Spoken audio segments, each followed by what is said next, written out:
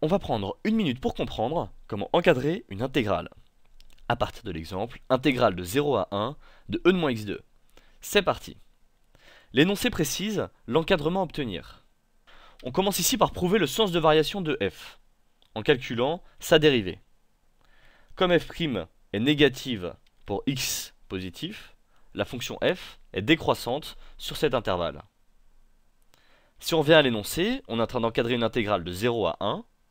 Donc on analyse un encadrement pour x compris entre 0 et 1.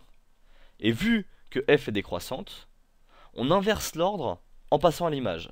Et on obtient cette fois un encadrement de f de x entre f de 1 et f de 0.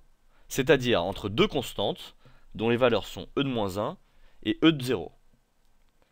Comme cette inégalité est vraie si x est compris entre 0 et 1, elle reste vraie pour l'intégrale de 0 à 1.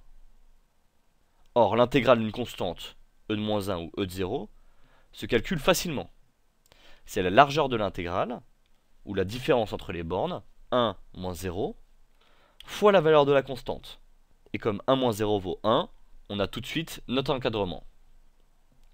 Lorsqu'on identifie comme ça la valeur en 0 ou en 1 de la fonction intégrée e de moins x2, parmi les éléments de l'inégalité à gauche ou à droite.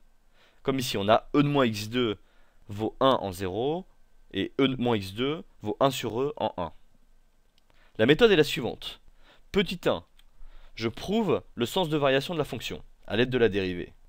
Petit 2, je passe de x compris entre les bornes, 0 et 1, à un encadrement de f de x entre deux constantes.